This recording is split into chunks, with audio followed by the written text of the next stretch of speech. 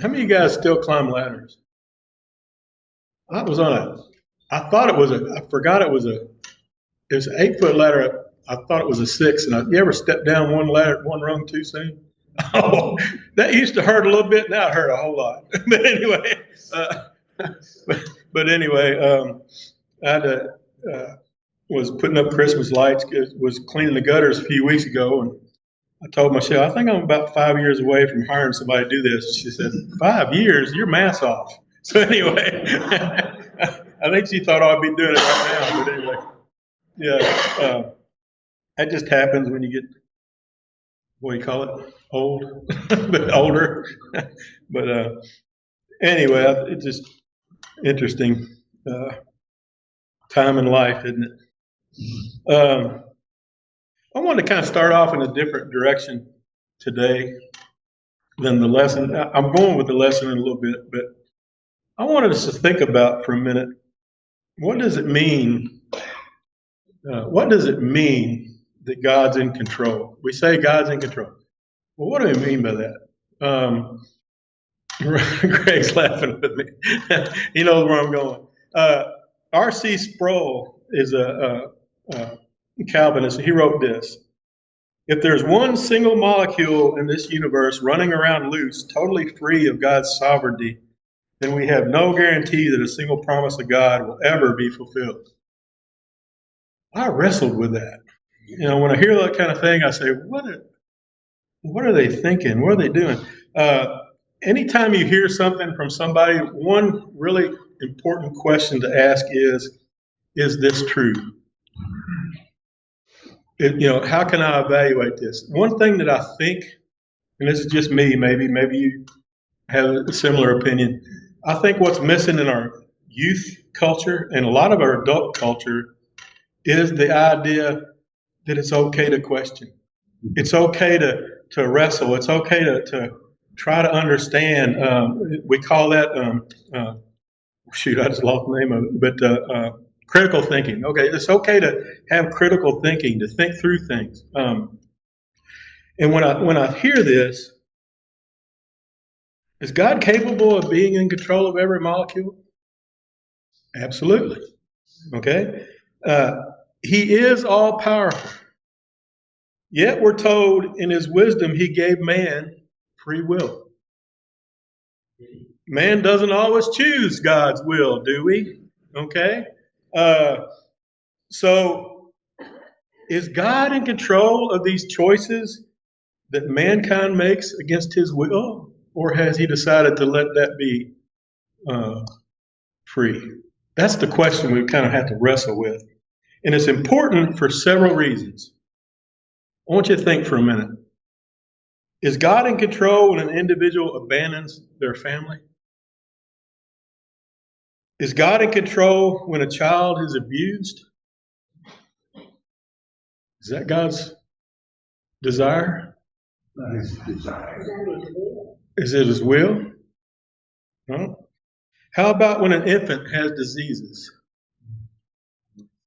Or when a well-loved preacher has an accident and is killed dramatically? We could go on and on and on.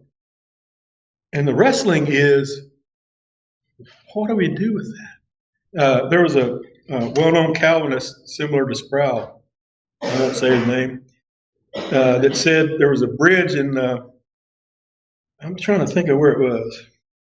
I think it was in Seattle, Washington. There was a double layer bridge like the one down here. Don't get nervous about crossing our bridge, by the way. But the top layer collapsed on top the bottom layer, and it just crushed people going to work and families and traveling and all kinds of things. He said, and then I've got the article. He's actually talking to his daughter, his young daughter, that was having trouble sleeping that night, and he said basically that God's in control. In fact, it was God's will that each and every one of them was crushed. What? You see the problem I have with this thinking? We get in our mind a thought or a doctrine or a belief, and we make everything fit. And it just doesn't fit. It doesn't fit. I think we need to be careful of what we claim is God's will. First of all, we're not God.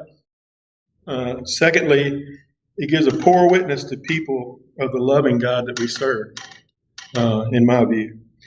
So what does it mean to someone who is abused when people say it was God's will? What does it say to them? That being said, what does it mean then that God's in control? I kind of took a little sideline here. I went to Romans 8:28, and many of you are familiar with this passage. You've probably quoted it, talked about it. I'm going to read 28 through 36. Just kind of bear with me. And we know in all things that God works for the good of those who love him, who've been called according to his purpose. Don't take that out of context. For those God foreknew, he also predestined to be conformed to the likeness of his Son, that he might be firstborn among many brothers. Those he predestined, he also called, he also justified, those he justified, he also glorified. What then shall we say in response to this? If God is for us, who can be against us? He who did not spare his own Son, that's a clue, by the way. He did not spare his own Son, but gave him up for all of us. How will he not also, along with him, graciously give us all things? Who will bring any charge against those whom God has chosen? It is God who justifies. And who is it that condemns? Christ Jesus, who died, more than that, who was raised to life at the right hand of the God, is also interceding for us. Who shall separate us from the love of Christ? Here's another clue. Shall trouble or hardship or persecution or famine or nakedness or danger or sword? As is written, for your sake we face death all day long. We're considered as sheep to be slaughtered. Sometimes we read this passage up here and we say all things work together for good to those who love him, and they do. But we kind of, in our mind, pretend that means everything's going to be great. And that final passage, for your sake we face death all day long, kind of might be a clue that might not be the right way to look at the will of God. Is that making sense? So we have this idea that God works all things out. Does that mean God wants all those things? My opinion 101, you take it or leave it. No, that does not mean God wants all those things. But God works in those things. Patrick Mead, several years ago, talking to our men's group, said it was like move, counter move. Evil makes a move, God makes a counter move. He's making a move in your life to get you to where you need to be. God is working constantly. It's he has control. He's in control. He's working things out for our good, is the way I hear that passage. Working things out for our good. Now, that's the context of what I'm working under for our lesson today. I'm under the conviction, and I'll just put it in a nutshell, that God takes all of the choices and good and bad and all those things done to us by others, even our own mistakes, and works them out for our good to his glory. That's my way my mind processed all these things. So somehow gently, I want to say, don't say God must have taken your child. Don't say your spouse of 40 years dying must have been the will of God today. Don't you hear what I'm saying? Work in conjunction with the God that's trying to work all these things out and give people peace. Okay. Anyway, that's aside. I had to say that for my own sake because I wanted to kind of clear that. So Genesis 37:1, if you want to turn there, is our lesson for today.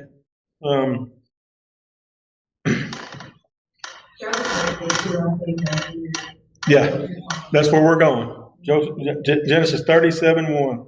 I'm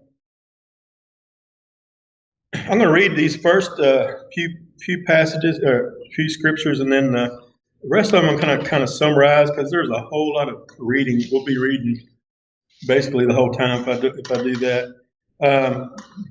Beginning of verse 1, Jacob lived in the land where his father had stayed, the land of Canaan. This is the account of Jacob. Joseph, the young man of 17, was tending the flocks with his brothers, the son of Bilhah and the son of Zilpah, his father's wives, and he brought their father a bad report about them. Keep that in mind. Who did he bring a bad report about? His brothers. Now, Israel loved Joseph more than any of his other sons because he had been born to him in his old age, and he made a richly ornamented robe for him. When his brothers saw that, their father loved him more than any of them, and they hated him. They could not speak a kind word to him. Joseph had a dream, and when he told his brothers, they hated him all the more. He said to them, "Listen to this dream I had. We were binding sheaves of grain out in the field when suddenly my sheaf rose up and stood upright while your sheaves gathered around mine and bowed down to it." How many of you guys have brothers? How would that have gone over with you?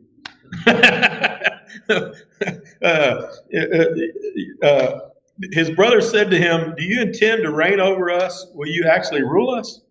And they hated him all the more. Okay, more and more hatred building because of this dream and what he had said. And then he had another dream, and he told his brothers. "Listen," he said, "I had another dream. This time the sun and the moon and the 11 stars were bowing down before me." When he told his father as well as his brothers this, his father rebuked him and said, "What is this dream you had?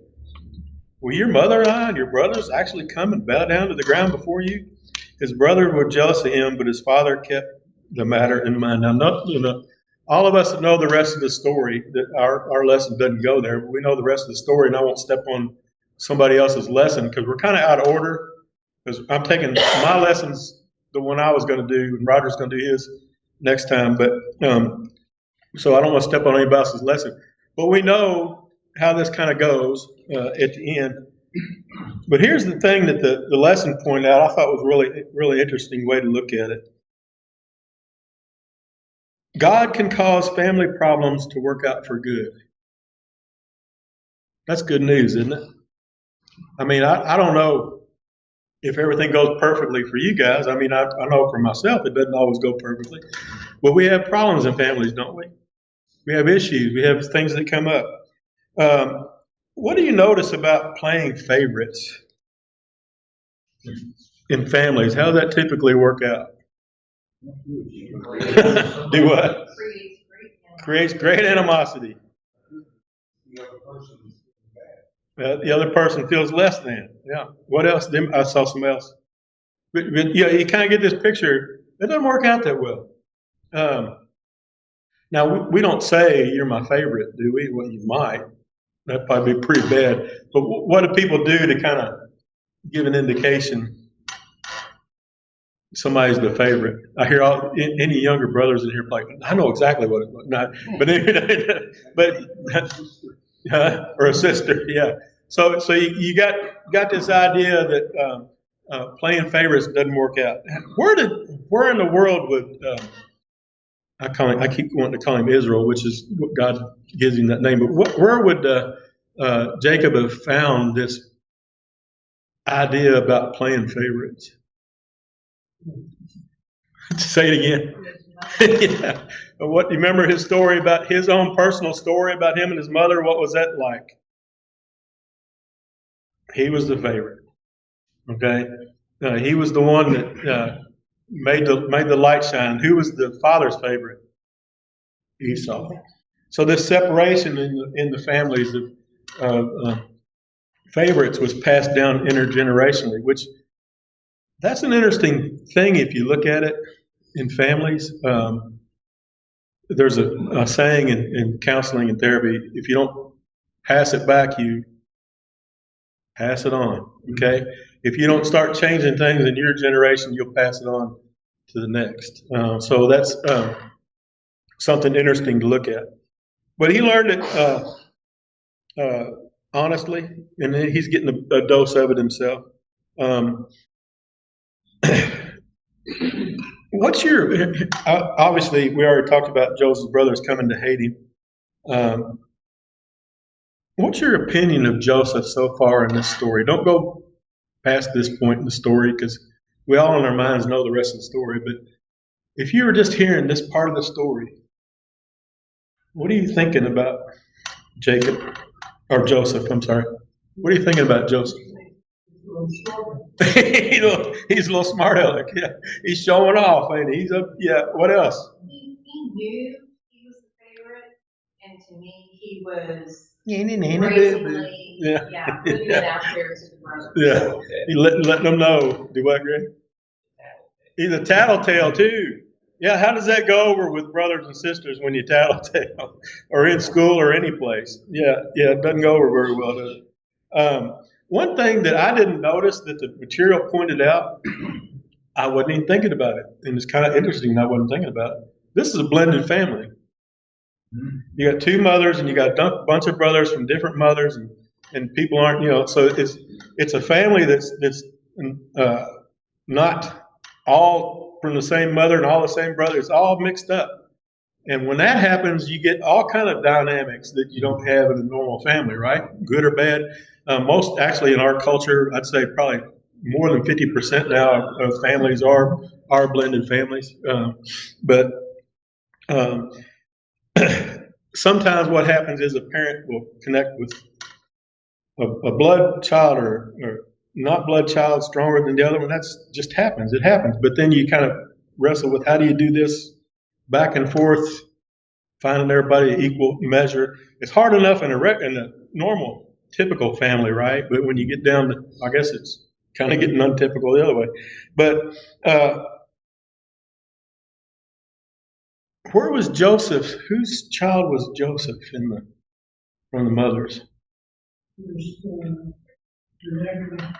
Rachel's. Rachel's and that was the favorite. There you go. He was the one that, who did I keep getting their names mixed up. Who did Joseph work for? Did Jacob work for for Laban? Who did he work for first? Who was he thinking he was working for? Rachel, but he got Leah. Okay, so this is the son of, isn't that kind of twisted?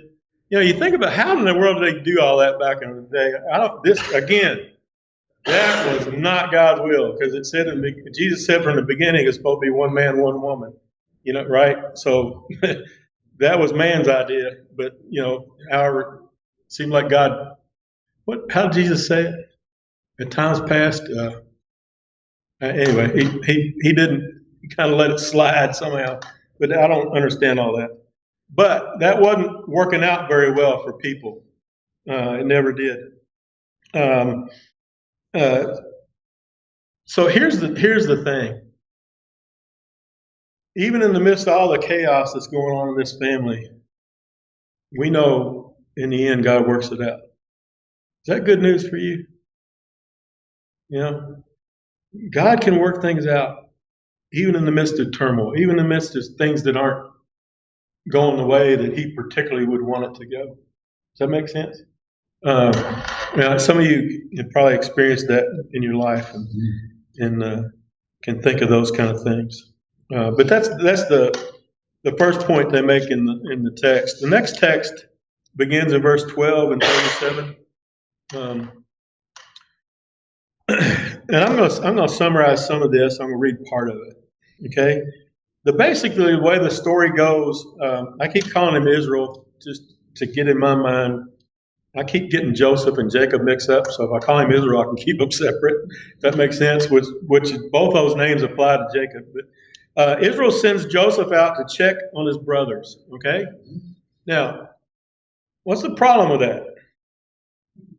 They already don't like him. They don't like him, and what did he do the first time he checked on him? He tattletaled. He'd already been the rat to his brothers, and his father sent him out to check on his brothers, wearing his wonderful, warm, beautiful coat made especially for him. Okay, you get the picture. Not a good dad choice in my mind, anyway. And he finds them after help from a random stranger wandering in the field we don't know the name of. And he happened to overhear him saying they're going to Dothan. And he runs up, he sees them in the distance, but they see him from a distance. What do they see first? So Joseph went to his brothers and found him near Dothan, but they saw him in the distance before he reached them. They see that coat, the coat of hatred, the coat of, and it says they plotted to kill him. Here comes that dreamer, they said to each other. But they see him coming with his fancy coat, and they make this scheme to get rid of him. Now, Reuben is, if I remember right, he's the eldest. Is that right, Greg? Kind of keep that stuff straight. He has a little more sense than the other guys for some reason. Now, we're not sure if Reuben, we're not sure of his motive, if Reuben wanted to protect Joseph, or he hated him like everybody else, or if he wanted to protect his father from that loss, or maybe he wanted a little more power with his father over his brothers. I don't know. We don't know his motive. But for some reason, he's trying to intervene. And he says, Reuben has already screwed up with his relationship with his father. Yeah, so maybe he's trying to get back in cahoots with his dad. That's a possibility, trying to save his brother. Maybe because how would that look, going back to your dad and saying, your other kids tried to kill your youngest son, but you kind of get that camp going. I don't know for sure, but that's the way it plays out in my mind. But it's kind of scary up there. So when Reuben heard this, tried to rescue him from their hands. Let's not take his life. Don't shed any blood. Throw him into a cistern here in the desert, but don't lay a hand on him. Oh, wait a minute. Throw somebody in a cistern in the desert. How's that gonna go? I mean, that'd be a long, kind of painful death, wouldn't it? But he says Reuben, for some reason, Reuben was planning to come back and take him back to his father. So he's coming back to rescue him. But the brothers weren't thinking through here. I mean, I don't know. I don't know how that was playing out in their mind, but so Eventually, if he dies, and they didn't kill him. He just died. Okay. Yeah. But yeah, that technically, those little technicalities that your kids come up with. I didn't hit him. He ran into my arm. I mean, oh boy, I could tell you some of those for myself, not my kids. But when Joseph came to his brothers, they stripped him of his robe, the richly ornamented robe he's wearing, and they threw him into the cistern. The first thing to go is the coat. Okay. So the cistern's empty, and I don't know. At some point here, Reuben leaves because he's not present at this time. Their camels were loaded. Their caravan comes by with Ishmaelites, basically Moabites. I'm sorry, not Midianites that are coming by, and they sell him to them for 20 shekels of silver. But then Reuben comes back and finds him gone, and he's all kind of upset. That's not in the text, by the way. It's just my way of saying it. But so anyway, that's what happens with him. But I want to read verse 29 just straight through to 36 as part of our lesson. When Reuben returned to the cistern and saw that Joseph was not there, he tore his clothes. That's a symbol of grief, or lost something important. He went back to his brothers and said, "The boy isn't in there. Where can I turn now?" Then they got Joseph's robe, slaughtered a goat, dipped the robe in blood. They took the ornamented robe back to their father and said, "We found this. Examine it to see if it's your son's robe." He recognized it and said, "It is my son's robe. Some ferocious animal has devoured him. Joseph has surely been torn to pieces." Then Jacob tore his clothes, put on sackcloth, and mourned for his son for many days. All his sons and daughters came to comfort him, but he refused to be comforted. "No," he said, "in the morning I'll go down to the grave with my son." So his father wept for him. Meanwhile, the Midianites sold Joseph in Egypt to Potiphar, one of Pharaoh's officials, the captain of the guard. I want you to think a minute. You're one of these brothers. You're seeing your dad go through all this. What's going through your mind? Okay. Talk more about that, Greg. I mean, you're getting what you dished out. Yeah. Yeah. So, I don't like Jacob anyway. Yeah. So, you're Getting your deserve.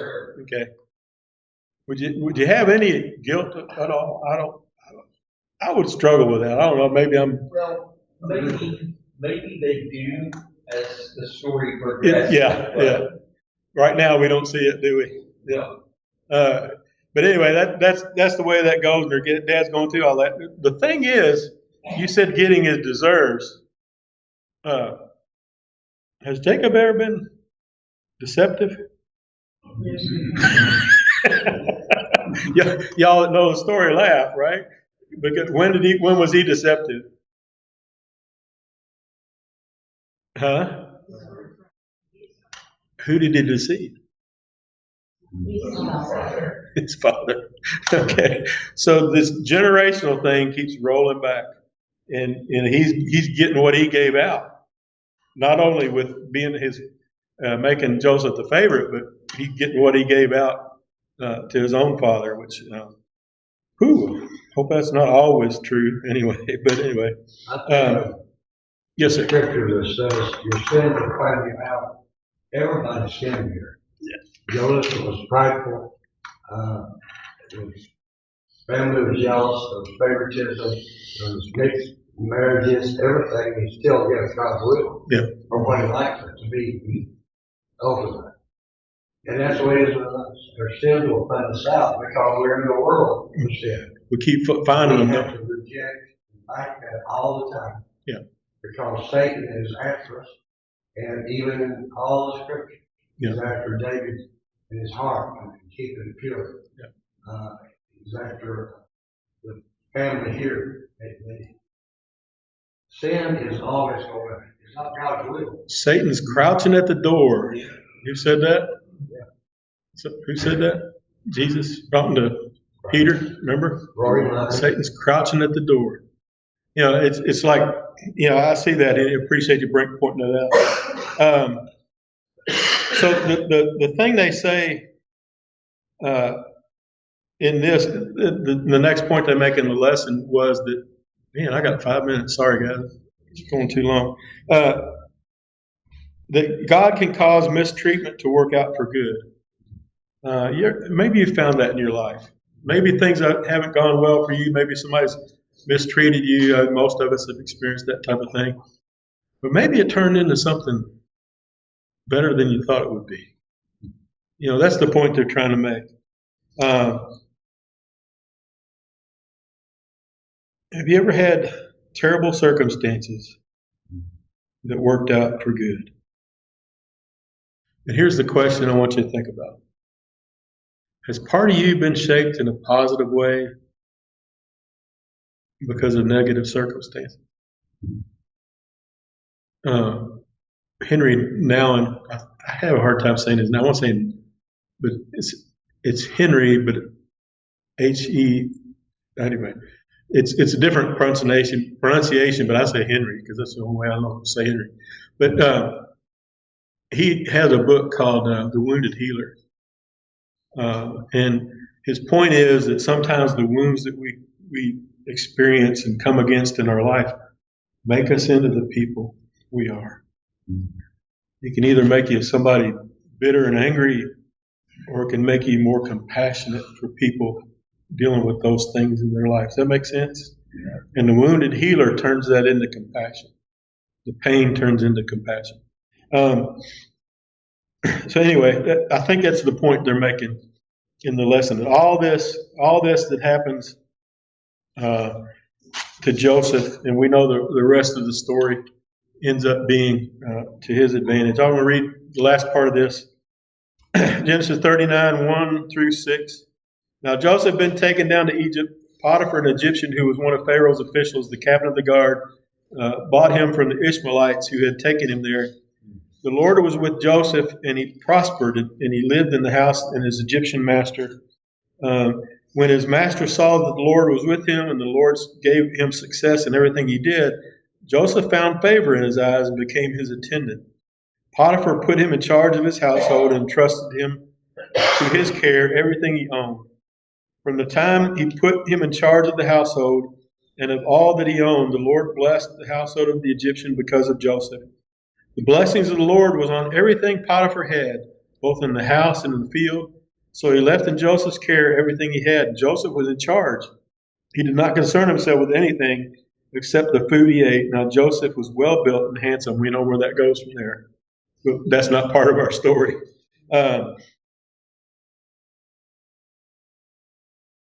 In spite of all this, Joseph does right by Potiphar. I can try to imagine myself being sold into slavery. Imagine a guy buying me and how happy I would be to serve him. I probably wouldn't be a very good servant. I just know myself. But Joseph here becomes exemplary, and the Lord blesses him in that adventure with probably more blessing than he ever would have accomplished in his life. That's what this kind of lesson brings up. That God takes the messes and all the tragedy and all the things that go on in our life and finds a way to bless us. I wish it always worked out that beautifully, but it doesn't. But God's working in a way to bless us. And